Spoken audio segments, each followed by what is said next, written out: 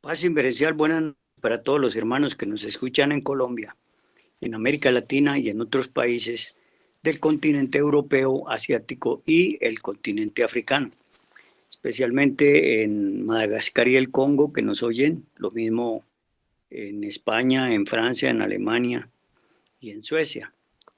Vamos a seguir adelante, hermanos, con una cátedra más sobre la titularidad que le hemos puesto a la sociología en la vida cotidiana o en la vida común y corriente.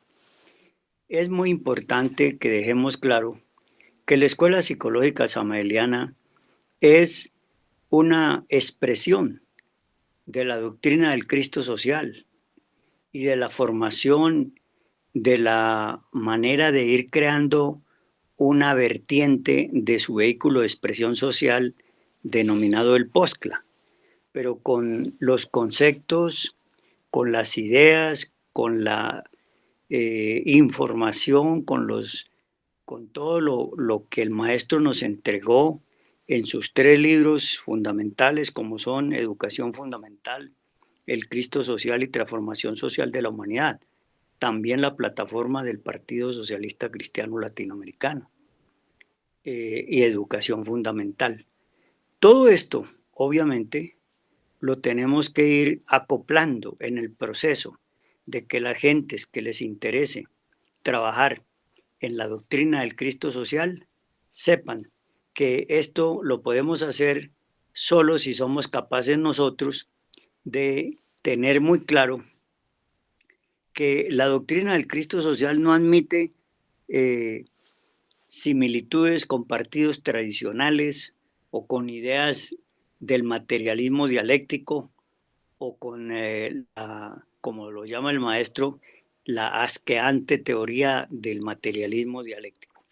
Eso no nos interesa, nosotros vamos por un camino diferente, distinto. Queremos formar líderes que tengan absoluta claridad sobre lo que es la forma de buscar la regeneración de la sociedad, de la actual sociedad. Solo de esa manera, con la regeneración, podemos lograr el proceso, pero no la rehabilitación, no tampoco los cambios, no las reformas, nada de eso nos sirve a nosotros. Ser no admite reformas, el ser no admite divisiones, el ser no admite ideologías de tipo material, el ser busca por encima de todo la felicidad eterna de los seres humanos y para eso necesitamos hacer un cambio y ese cambio no es un cambio superficial, no es un cambio de la mente o un cambio mental, porque como bien sabemos la mente para cambiarla tendríamos que eliminar el proceso de la mente sensual y de la mente intermedia y eso nos es imposible si no somos capaces de empezar por el cambio individual que cada persona requiere hacer. Solo así podríamos hablar de un cambio de la mente, pero ya no es de la mente, sino que es un cambio de aquellos elementos que nutren estas mentes. Al quitarle ese alimento, esas mentes desaparecen y necesariamente va a aparecer la verdadera mente, la mente interior, la mente que no piensa lógicamente, sino que es una mente que va a tomar el camino del pensamiento psicológico. Ese sería el proceso que tenemos que alimentar nosotros, e ir formando.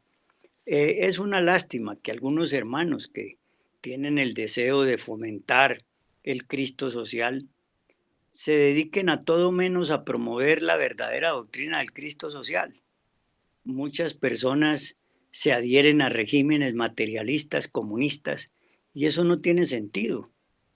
Eso no puede ser así, hermanos. Eso sería una contradicción absoluta, porque el materialismo no tiene ninguna cabida dentro de la doctrina del Cristo social, la doctrina del cristocentrismo, la doctrina del centro de gravedad permanente. Nosotros no vamos por las vertientes de la derecha ni de la izquierda, ni tampoco por un centrismo eminentemente conceptual o un centrismo de la mente terrena. No, buscamos el centrismo del ser, o sea, el cristocentrismo. Y eso solo se logra mediante un trabajo de desintegración del agregado psicológico. Porque si no se desintegra el agregado psicológico, pues no se logra absolutamente nada. Estamos completamente perdidos. Y también tenemos que crear los cuerpos existenciales del ser. Y tenemos entonces, buscando la eliminación del ego y creando los cuerpos existenciales del ser, podemos verdaderamente integrarnos en el tercer factor de la revolución de la conciencia, que no es otro que aquel que tiene que ver con el servicio desinteresado a la humanidad. Nosotros no podemos surgir para servir, sino que tenemos que servir para surgir. Primero hay que servir para poder surgir, pero hay gente que quiere surgir dizque para servir y cuando ya surgen y están arriba, se les olvida que tenían que servir y se dedican es a servirse ellos. Ese no es el camino, ese es un error equívoco, trascendental de lo que no debemos hacer. Dicho estas palabras, hermanos, para ir inclinándonos un poco en las enseñanzas del maestro, me permito que hagamos hoy una corta lectura y disertación de dos temas que están, el uno está en el libro del Cristo Social, que es la introducción que hace el maestro a este gran libro, y el otro está en educación fundamental. Vamos a mirar muy cortamente esos dos temas. Nos dice el maestro lo siguiente: en estos momentos espantosos y horribles de la humanidad, la América Latina está políticamente desorientada y necesita urgentemente una orientación. Imagínense que este libro fue publicado en el año de 1965, o sea, hace 56 años, 57 años. Y miren que no hemos hecho absolutamente nada.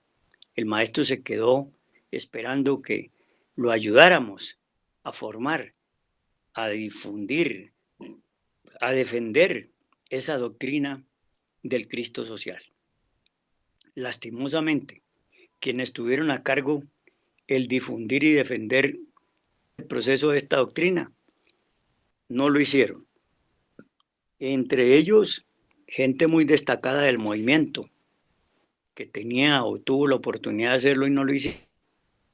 El único que se preocupó en cierta forma por eso fue don Julio Medina Vizcaíno, el venerable maestro Gargauchines.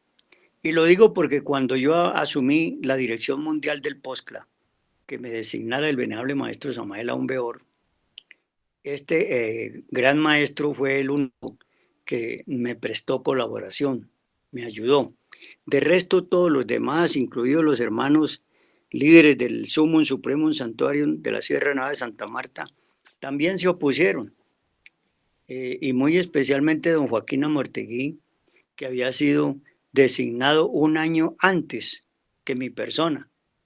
A don Joaquín Amortegui lo designaron director mundial del POSCLA en el año de 1975. Y en el año 76 el maestro me dio a mí ese rango, ese nombramiento, que hice el esfuerzo de ponerlo a funcionar. Y yo creo que si el maestro hubiera estado con cuerpo físico, yo hubiera sacado adelante esta organización. Pero después de la desaparición del cuerpo físico del maestro Samael, fue imposible, porque la oposición fue muy cerrada, no permitieron. Don Joaquín Amortegui se dedicó a sabotearnos todo lo que hiciéramos en ese sentido. Lo mismo los hermanos de la sierra. Y me tocó acudir al maestro para decirle lo que estaba pasando y el maestro sacó una circular muy fuerte ordenándoles a todos que tenían que colaborar. Sin embargo, a estas alturas de la vida por ahí aparece un señor Óscar Uzcategui diciendo que el maestro suspendió el POSCLA. Ese señor está muy mal informado.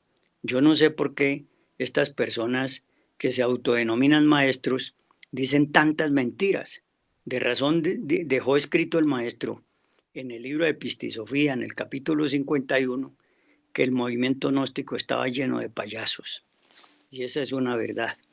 Aclarados pues estos puntos y pidiéndole a todos los que me escuchan que por favor ayudemos a ser más realistas en el proceso de la doctrina del Cristo social. Es lamentable, como digo yo, que haya hermanos que estén dirigiendo alguna red del Cristo social y no estudian ni se les ve allí absolutamente nada del Cristo social. Más bien lo que propagan son noticias y cosas que están en favor de un materialismo dialéctico o de una serie de personas de la izquierda que de izquierda son eso, siniestros, personajes siniestros de la izquierda, y no se dan cuenta y creen que la izquierda los va a llevar por un camino y eso no es cierto. Nosotros, como bien lo dice el maestro, no pertenecemos ni a la izquierda ni a la derecha, ni de organizaciones políticas, ni de organizaciones religiosas, ni de organizaciones filosóficas. En ningún caso es permisivo esa parte. Entonces, fíjense lo que nos dice el maestro. En estos momentos espantosos y horribles de la humanidad, la América Latina está políticamente desorientada y necesita urgentemente una orientación. Miren ustedes que es así. Todos los países de América Latina, todavía a estas alturas, en el año 2022, siguen todavía metiéndose en esas huestes tenebrosas del comunismo disfrazado de disque socialismo del siglo XXI. Nosotros defendemos el socialismo, pero el socialismo que nosotros defendemos y promulgamos y vamos a hacer realidad es el socialismo predicado por nuestro Señor Jesús el Cristo en sus 4 evangelios. Ese sí.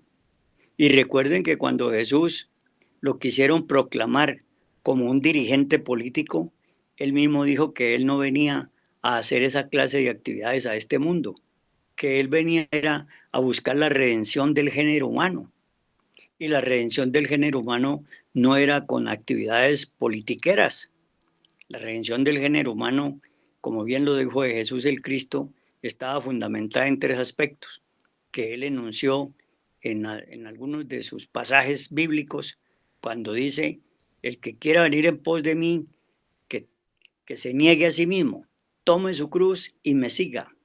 Entonces, ahí estaban los principios que el maestro, venerable maestro Samael Aún Weor, avatar a la era de Acuario, nos expandió, nos explicó ampliamente y fuera de eso, como gran noticia, nos entregó 3 o 4 libros fundamentales en eso, pero si nosotros nos ponemos a estudiar toda la enseñanza que nos dejara el maestro en libros y audios, sabemos que el camino, el retorno a una sociedad regenerada está por el camino de la búsqueda, de la satisfacción de las mejores condiciones del ser humano.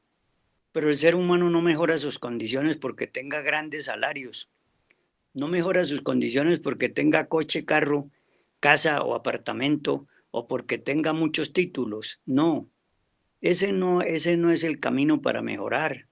El camino para mejorar es interior, no exterior.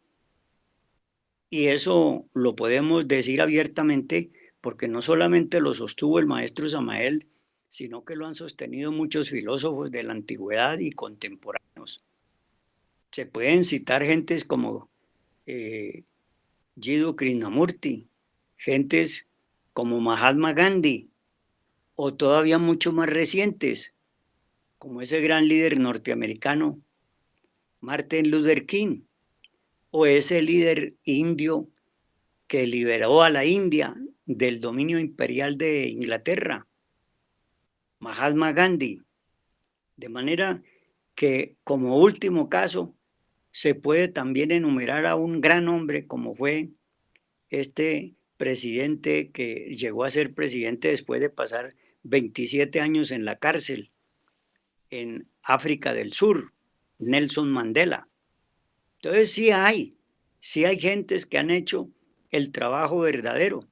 Lo que pasa es que ellos solos no podían transformar una nación entera porque había que haber preparado a los líderes que ayudaran a proseguir en esta enseñanza, en este conocimiento. Pero ellos pudieron hacer algo y dejaron por lo menos una huella en el destino de esta sociedad planetaria. Así que dicho todo esto, hermanos, Pongámonos en el carril correcto, que es el de la búsqueda de nuestro cristocentrismo, de la búsqueda de nuestro centro de gravedad permanente, en la búsqueda de cómo llegar a eliminar el agregado psicológico, de cómo acabar nosotros en la búsqueda. Necesitamos acabar con esa diablamenta, con esos elementos subjetivos negativos que cargamos dentro y que para que la gente no lo vea como una manifestación religiosa, que a veces a la gente no le gusta esto, pues tenemos que verlo como una manifestación psicológicamente negativa, que es los vicios, los defectos, las pasiones, los deseos, etcétera, etcétera, etcétera. Por ese camino, entonces es que tenemos que buscar nosotros que la América Latina vuelva a ser esa nación que, o mejor, ese continente que tiene el derecho a tener su propia ideología de transformación, de regeneración de su sociedad latinoamericana. Por eso el maestro nos dice que en estos momentos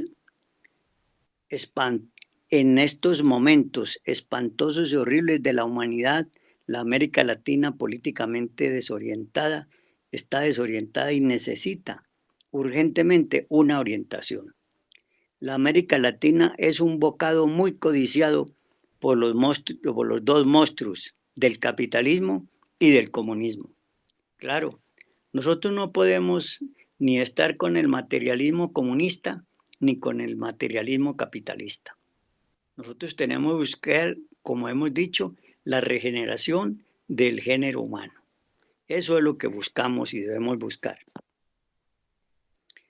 Las bestias quieren tragarnos y nosotros no debemos dejarnos tragar. Necesitamos orientarnos para no sucumbir. Vean ustedes lo interesante de esto.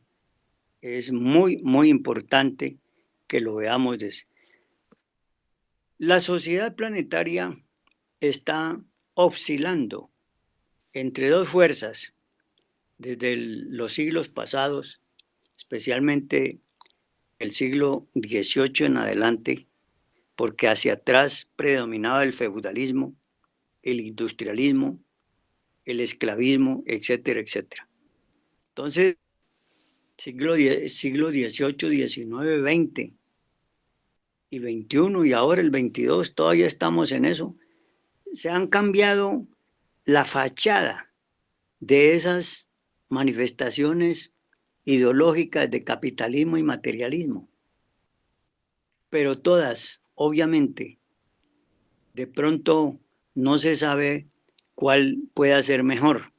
Los comunistas se inventaron una frase que ellos la esculpieron para que la gente la pronunciara y la repitiera, y es que el capitalismo es, como bien lo estaban diciendo, el capitalismo esclavizante y el comunismo brutalizante. Así lo define el maestro, que la suprema impiedad de los impiedad es eso. Comunismo, opio de las religiones. Capitalismo, explotación del hombre por el hombre. En el capitalismo se define la explotación del hombre por el hombre. Y en el comunismo se define claramente que la explotación del hombre es por el Estado. Los que se apropian del poder de una nación comunista, entonces ellos son los que la pasan chévere, los que tienen todo a su disposición, los mejores lujos, las mejores casas, los mejores carros, las mejores viviendas. Pero quienes pagan todo eso es el pueblo. Y entonces, para disfrazar eso, se inventan el sistema de que es un sistema igualitario. Y ese sistema igualitario lo que único que va a hacer es hacer involucionar al hombre, porque lo van a convertir en máquina. Va a ser el hombre que tiene que hacer lo que el Estado le diga y nada más. No hay una manera de escoger qué es lo que realmente cada individuo puede hacer. Por eso, en cierta manera, la gente a veces prefiere más el capitalismo porque allí tiene más libertad, aunque es explotado de la misma manera. Miren ustedes que las clases más necesitadas que deberían ser favorecidas por los grandes capitalistas, no, ellos se conforman con decir que le pagan al Estado sus impuestos y ya, salvo casas, salvo muy claras, pocas excepciones. Aquí en Colombia hay un señor que es propietario de unas industrias y hay que ver que este señor trata muy bien a su clase trabajadora. Ese sería un buen ejemplo a presentar de cómo puede una persona dentro del sistema capitalista mejorar el trabajo con sus empleados y funcionarios. Entonces, las dos bestias quieren tragarnos y nosotros no debemos dejarnos tragar. Necesitamos orientarnos para no sucumbir. Y entonces aquí nos habla el maestro de la fundación del vehículo de expresión social de la doctrina del Cristo social.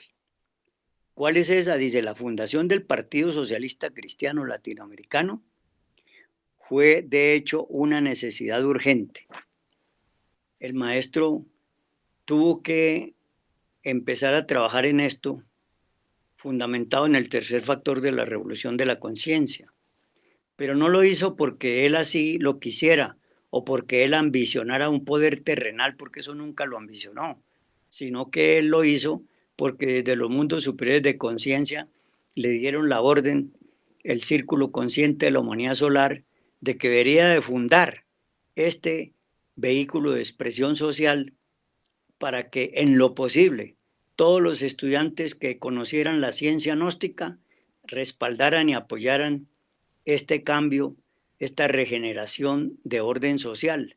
Lastimosamente, los estudiantes que en cierta forma podrían haber ayudado, lo primero que han pensado es en la ambición, en la envidia, en la codicia, en la tacañería, en el revanchismo, bueno, en toda cantidad de egos, y entonces cuando ven que esto va a surgir empiezan a ponerle palos en la rueda, y como muchos de ellos, al igual que mi persona, participamos de partidos tradicionales, aquí en Colombia hablo, entonces le ponen toda clase de trabas diciendo que se va a hacer esto de esta manera, que se debe hacer de esto, que hay que convocar a todo el mundo, que no sé qué, cuando lo que hay que hacer aquí es, ojalá cada dirigente se esmerara porque sus dirigidos entiendan y comprendan la necesidad de disolver, de eliminar, de erradicar el yo psicológico para poder establecer una forma social equitativa, igualitaria y compensativa.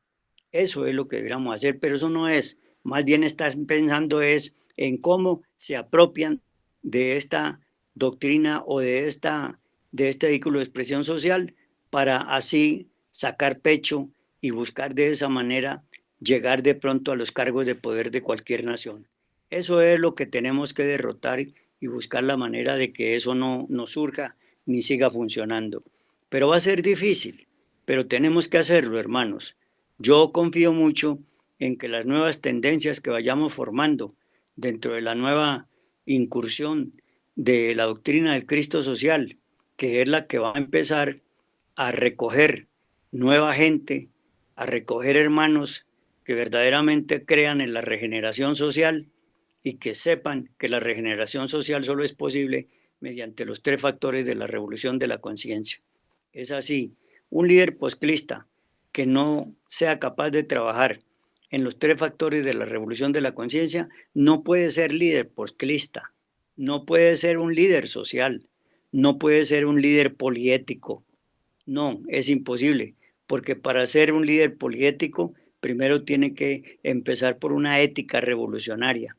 Y esa ética revolucionaria solo es posible mediante una psicología revolucionaria.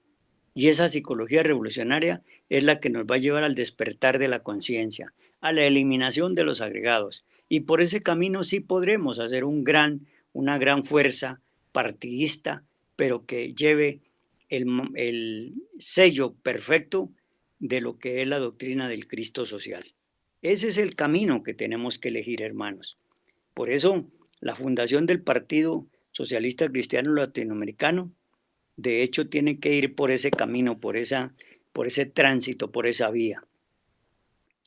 Y nos dice el maestro, en mi calidad de presidente fundador del Partido Socialista Cristiano Latinoamericano, he escrito este libro para orientar la opinión pública de toda América Latina.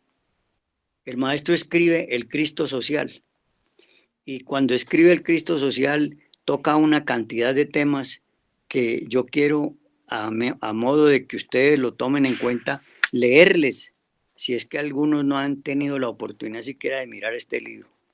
Los temas que aquí se tratan son los siguientes: crisis mundial en la introducción, el individuo y la sociedad, capítulo primero, la niñez desamparada, accidentes de tránsito, delincuencia infantil. Eso sí que se está viendo ahora y fíjese, hace, como les explicaba, 57 años que lleva este libro escrito. En el capítulo quinto nos habla del dinero, en el sexto habla el ente de previsión y ayuda social. Eso sí que es fundamental. En el capítulo séptimo, mire lo que nos habla. Nos habla de un tema tan importante como es la mente y el corazón.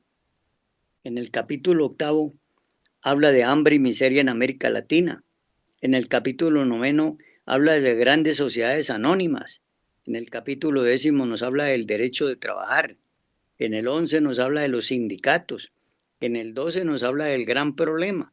En el 13 nos habla de mata el hambre 40 millones, más de 40 millones de personas al año. Eso era en ese entonces que el maestro hablaba de esto, quién sabe cuántos hoy en día. También nos habla el maestro en el capítulo 14 sobre el problema de la vivienda, en el 15 del desamparo, en el 16 venenos a la carta, las formas como se atenta contra la vida en estas dirigencias politiqueras y en la sociedad actual.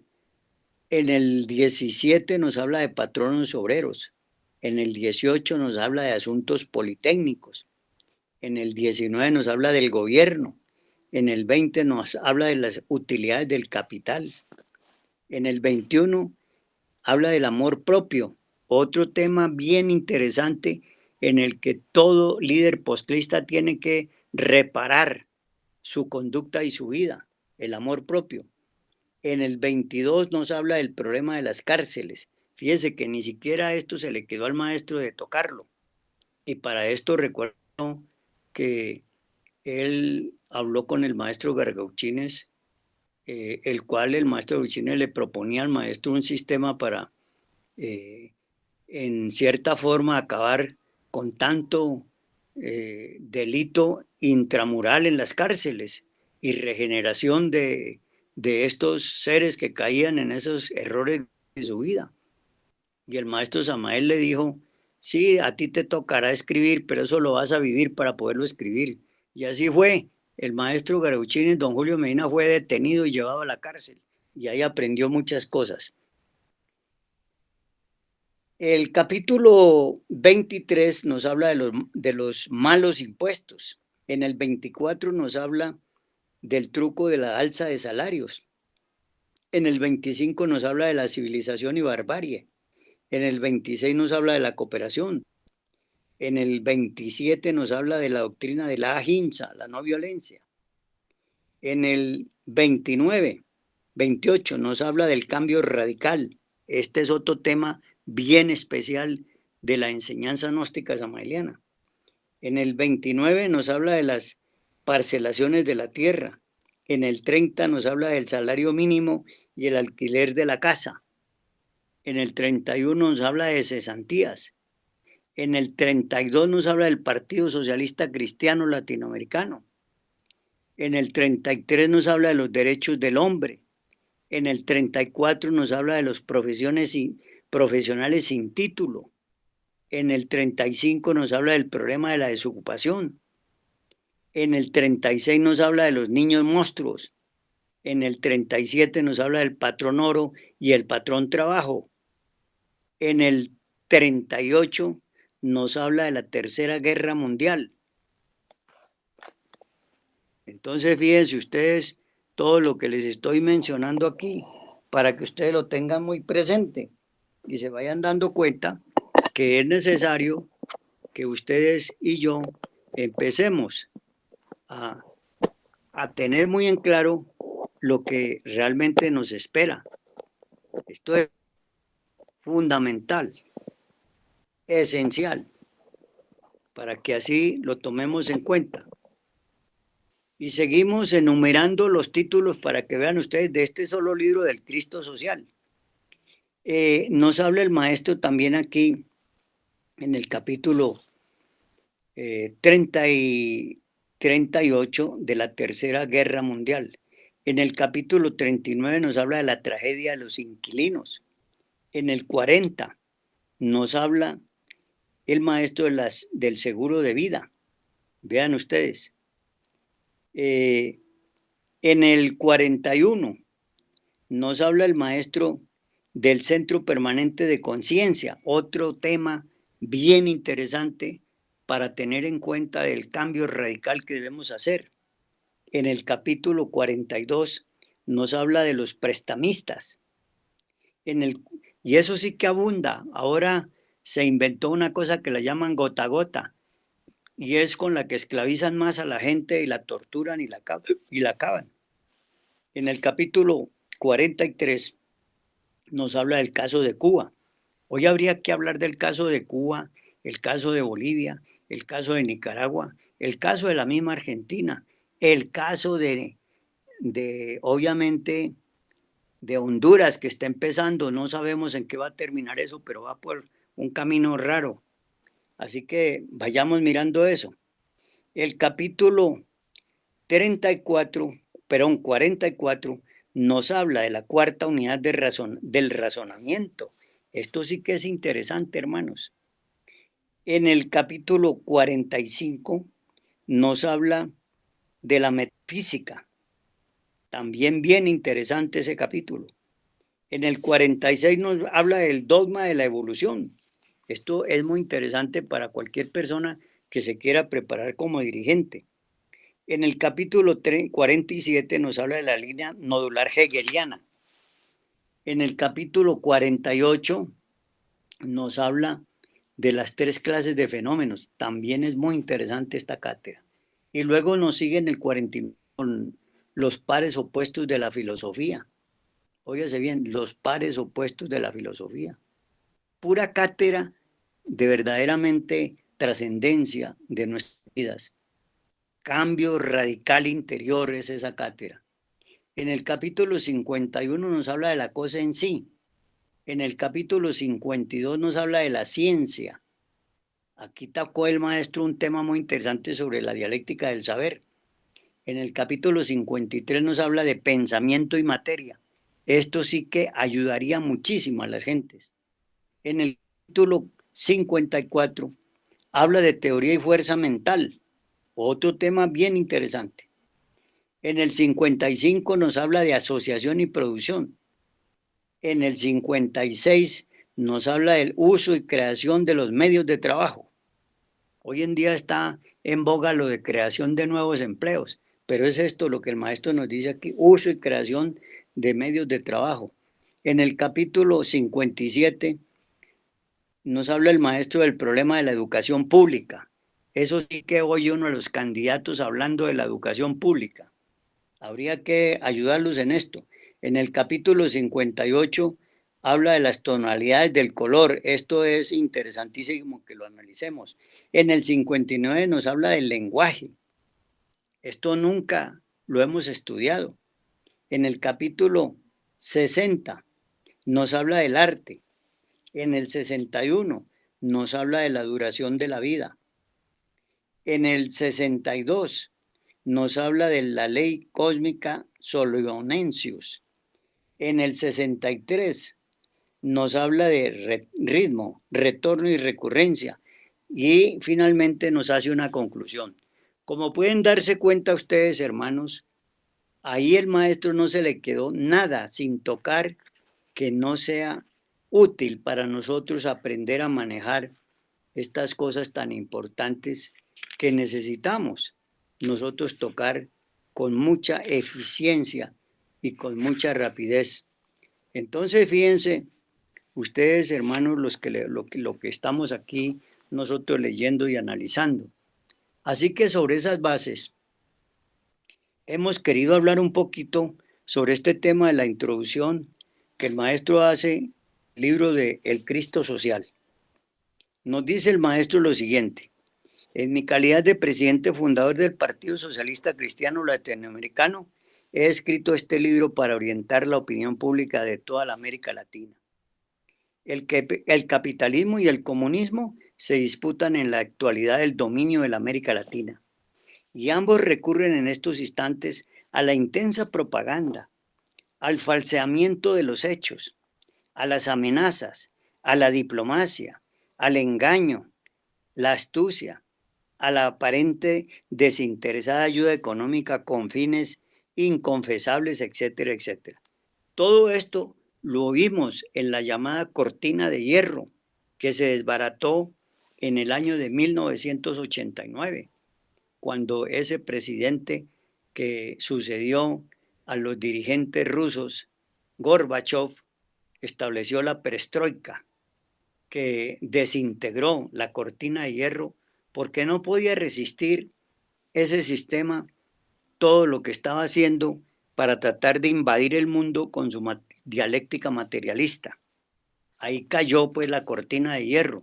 Pero fíjense ustedes que quedaron unos elementos muy perjudiciales de esa época, como es el caso hoy en día de muchas gentes que integran el llamado Kremlin en la República de Rusia, a la cabeza con ese señor que fue dirigente de la KGB, el señor Putin.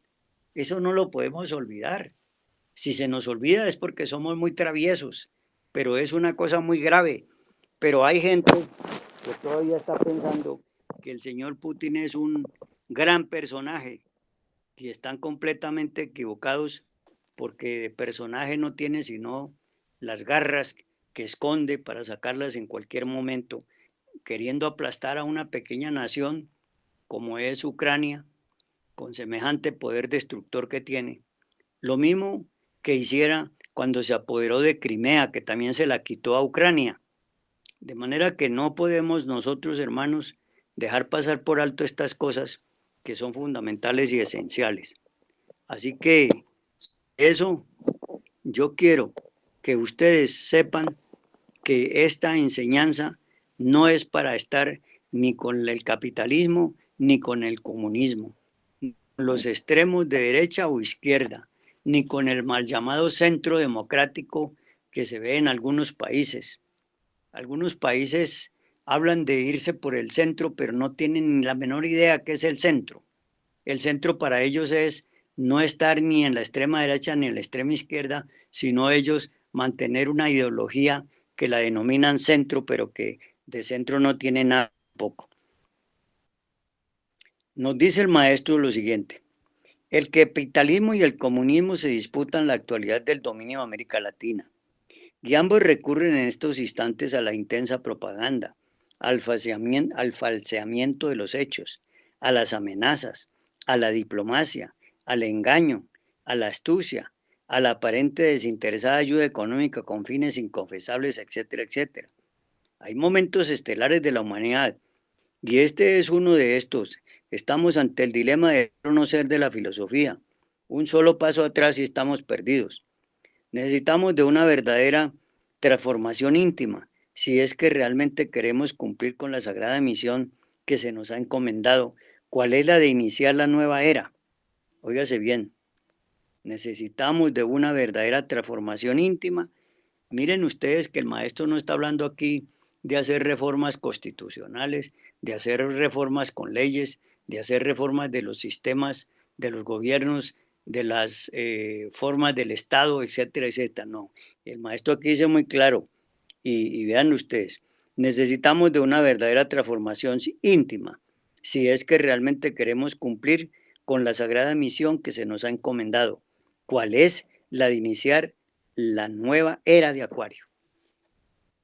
Como ven ustedes, entonces, esta forma, esta propuesta ideológica, dialéctica de la conciencia es para crear un verdadero vehículo de expresión social que no sea un partidismo de derecha o de izquierda o de un mal llamado centro. No, este partidismo que nosotros vamos a llamar adelante y es porque vamos a iniciar la partida, vamos a comenzar la fuerza necesaria para poder establecer en este plano físico una fuerza capaz de enfrentarse a estos dos monstruos.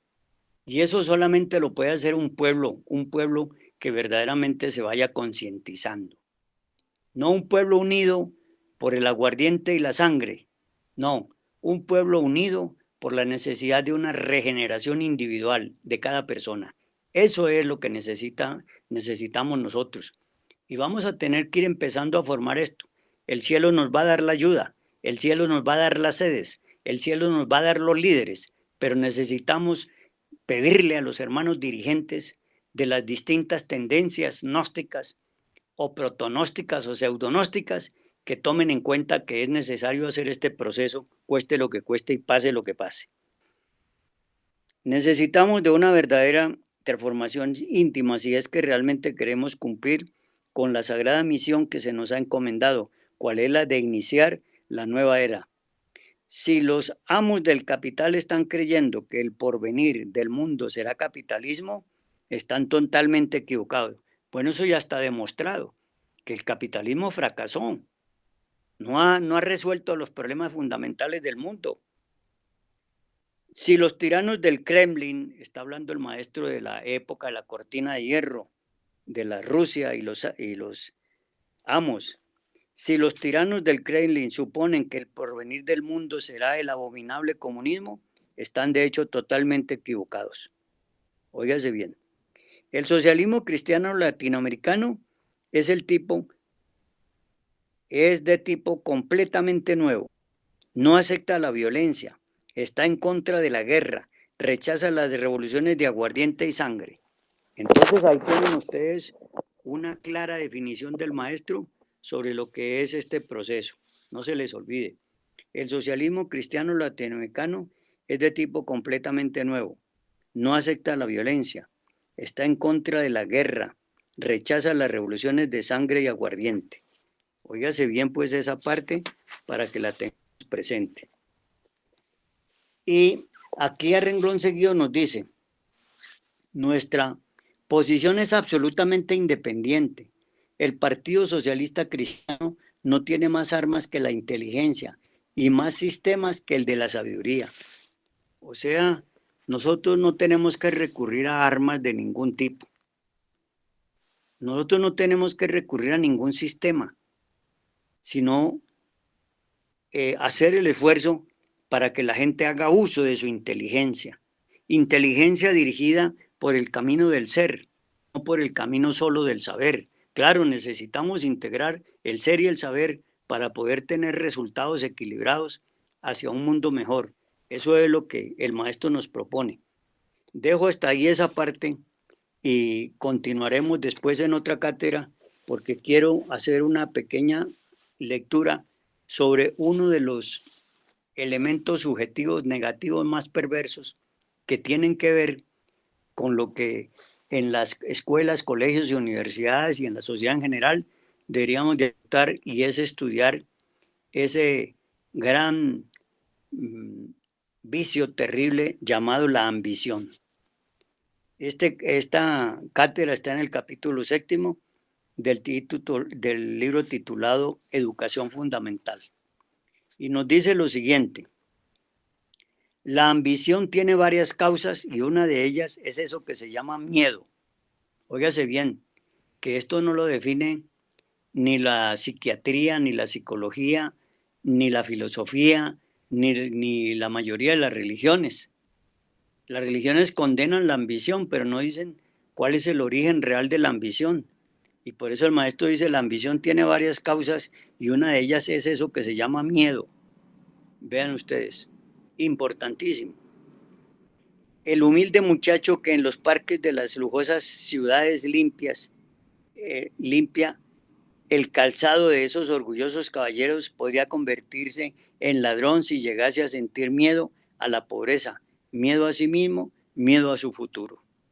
Ahí está pues la expresión del miedo y ahí vemos los orígenes del resultado de la delincuencia.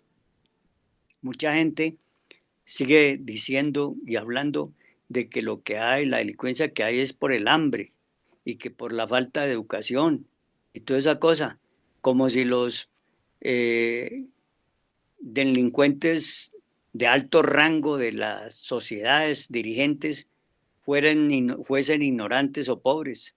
No, tienen plata y son muy ilustrados y entonces usan esa, esa esa riqueza intelectual y usan obviamente ese estatus social para cometer delitos más terribles y más graves. Y esa es su ambición. La humilde modista que trabaja en el fastuoso almacén del potentado podría convertirse en ladrona o prostituta de la noche a la mañana, si llegase a sentir miedo al futuro, miedo a la vida, miedo a la vejez, miedo a sí misma.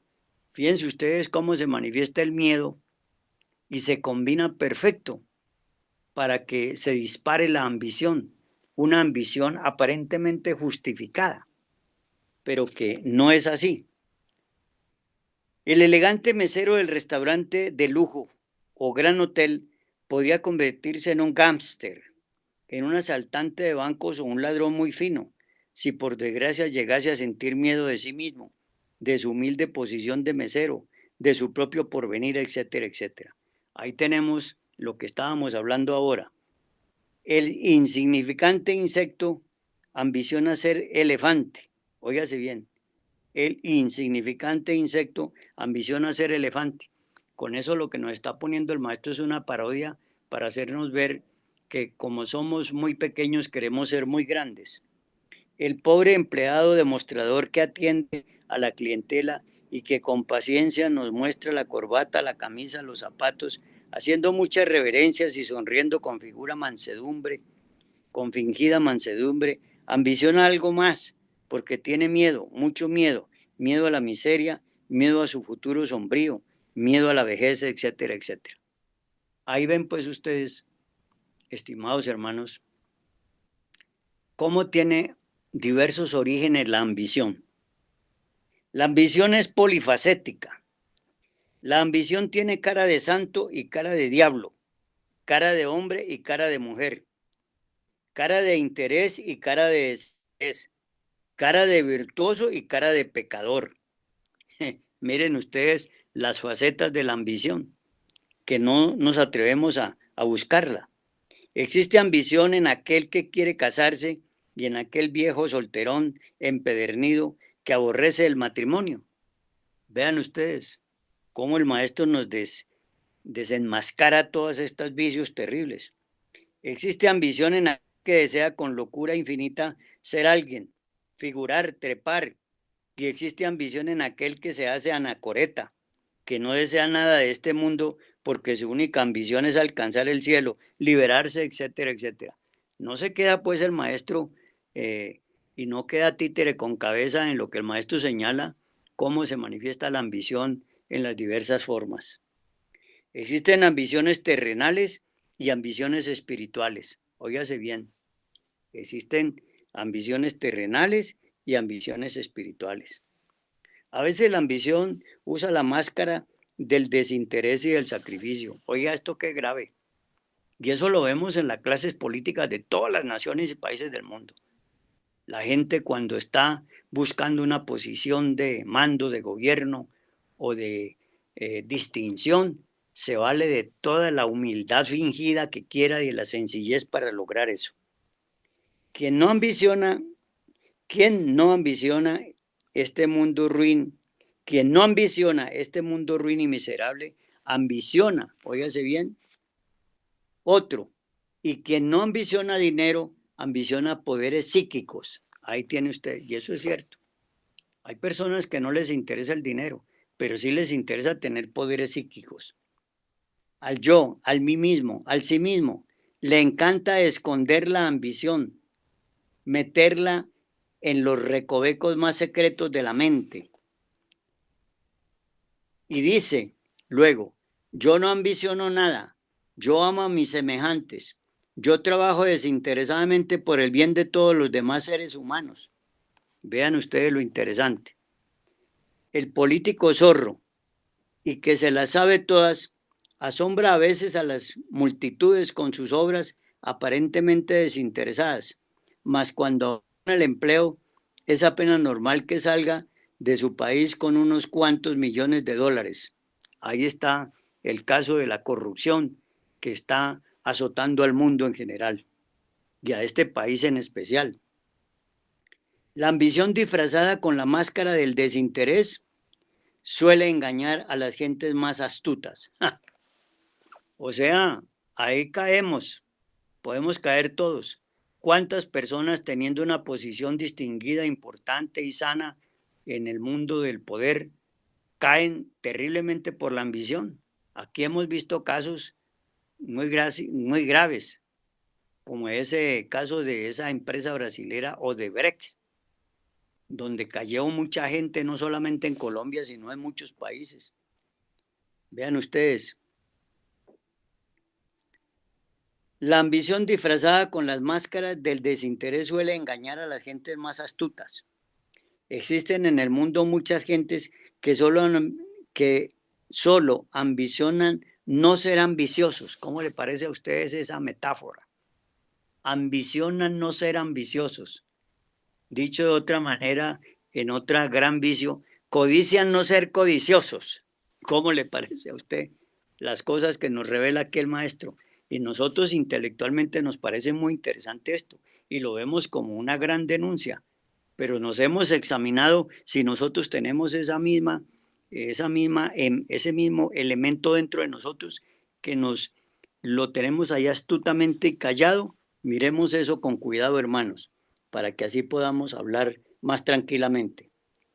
Son muchas las gentes que renuncian a todas las pompas y vanidades del mundo porque solo ambicionan su propia autoperfección íntima. He ahí otro tipo de ambición. Y eso sí que lo vemos. Se proclaman maestros, se proclaman grandes avataras, se proclaman de todo lo que quieren con tal de seguir adelante con ese proceso.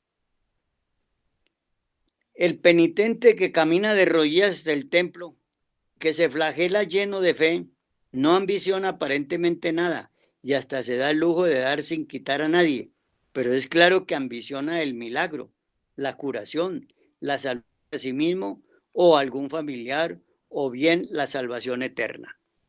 Ahí tiene usted. Y esto es muy común en todas las organizaciones religiosas.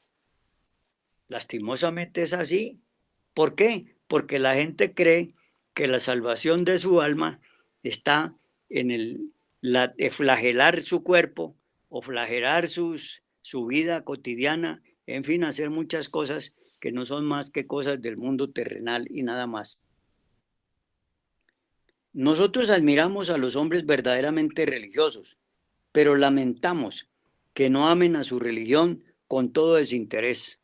No la aman. Estamos viendo mucha gente que se enriquece a costillas de la organización religiosa que dirige, que no da nada de sí mismo, sino que pide y pide y pide hasta llegar a enriquecerse terriblemente. Las santas religiones, las sublimes sectas, órdenes, sociedades espirituales, etcétera, merecen nuestro amor desinteresado, claro, y respeto por ellas, incluso fundamentadamente. Es muy raro encontrar en este mundo alguna persona que ame su religión, su escuela, su secta, etcétera, desinteresadamente. Eso es lamentable. Claro, la gran mayoría, ¿por qué va a las organizaciones religiosas? Porque necesita una ayuda, porque quiere que lo ayuden a superar, porque busca curarse de una enfermedad, etcétera, etcétera. Y claro, no decimos que no puedan sentir eso, pero debería de ser más sincera la posición, más honesta. Primero sentir el amor por pertenecer a una organización que le va a ayudar en su regeneración interior profunda. Y luego sí, por ese mérito y esas circunstancias, pedir ayudas a la divinidad. Todo el mundo está lleno de ambiciones. Hitler se lanzó a la guerra por ambición, óigase bien, aunque algunos dicen que Hitler era es que la batara. ¿Cómo le parece a ustedes? Todo el mundo vive en una lucha contra todo el mundo debido a la ambición, unos contra otros y todos contra todos. Óigase esto, todo el mundo vive en la lucha contra todo el mundo debido a la ambición, unos contra otros y todos contra todos. Eso sí que se ve. Incluso hay una ley de la propia naturaleza que se llama la ley de el trogo autocrático cósmico común, la ley de tragar y ser tragados. Pero en eso no somos nosotros conscientes de ese proceso, porque si fuéramos conscientes entenderíamos perfectamente lo que estamos haciendo. De manera pues que ahí ven ustedes todo lo que estamos leyendo sobre los aspectos de la ambición. Toda persona en la vida ambiciosa ambiciona hacer algo. Las personas de cierta edad, maestros, padres de familia, tutores, etcétera, estimulan, óigase bien, estimulan a los niños, a las niñas, a las señoritas, a los jóvenes, etcétera, a seguir por el camino horrendo de la ambición.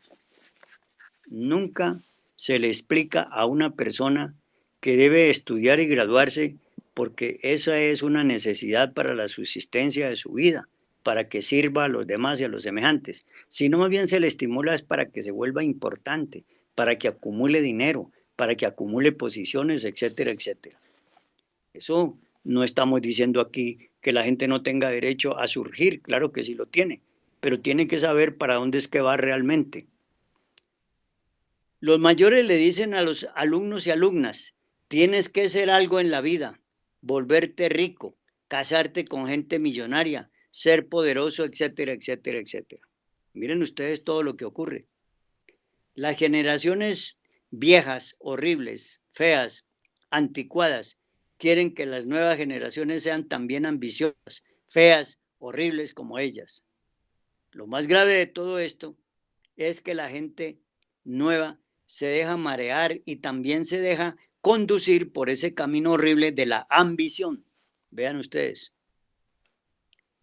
Los maestros y maestras deben enseñar a los alumnos y alumnas que ningún trabajo honrado merece desprecio. Es absurdo mirar con desprecio al chofer del taxi, al empleado del mostrador, al campesino, al limpiador de calzado. Debemos de tratarlos con dignidad, debemos tratarlos con igualdad, debemos de tratarlos con respeto porque están trabajando. Muchas veces hay gente que se arrima a los carros para hacer cualquier servicio en el carro, aunque no sea indispensable. Lo que nos está mostrando con eso es que él quiere hacer algo para que le ayudemos, pero nosotros lo que hacemos es hacerle una mueca y tirarle el carro encima. Los maestros y maestras deben enseñar a los alumnos y alumnas que ningún trabajo honrado merece desprecio. Todo trabajo humilde es bello. Todo trabajo humilde es necesario en la vida social, claro. Todos necesitamos de todos, hasta el más rico, hasta el más pentamillonario, necesita de los humildes, de su chofer, de su arreglador de sus jardines, etcétera. Entonces, no todos nacimos para ingenieros, gobernadores, presidentes, doctores, abogados, etcétera, etcétera. En el conglomerado social se necesitan todos los trabajos, todos los oficios. Ningún trabajo honrado puede jamás ser despreciable. En la vida práctica, cada ser humano sirve para algo y lo importante es saber para qué sirve cada cual. Eso sería lo ideal, que nosotros pudiésemos identificar en qué función, en qué oficio, en qué profesión nos podemos desempeñar mejor. ¿Cómo podemos servirle mejor a nuestra sociedad? Aquel que trabaja en la vida de acuerdo con su vocación, trabajará con amor verdadero y sin ambición. O sea, hay que despertar la vocación, el sentir verdadero de lo que quiere hacer. El amor debe reemplazar a la ambición. La vocación es aquello que realmente nos gusta, aquella profesión que con alegría desempeñamos, porque es lo que nos agrada, lo que amamos. Aquí se confunde esto de la vocación con la ambición. Esa es la terrible realidad. Los padres alimentan la ambición, mas no la vocación. Los maestros alimentan la ambición, mas no la vocación. Vean ustedes lo interesante que resulta esto. Cuando uno trabaja en lo que le gusta, en su vocación verdadera, lo hace con amor, porque ama su vocación, porque sus aptitudes para la vida son precisamente las de su vocación.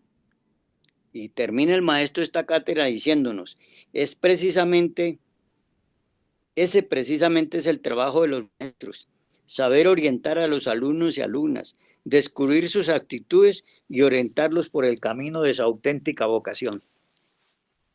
Observen pues ustedes, estimados hermanos, que en esta cátedra de la Escuela Sociológica estamos tratando de que los hermanos tomen conciencia de qué es lo que hay que estudiar.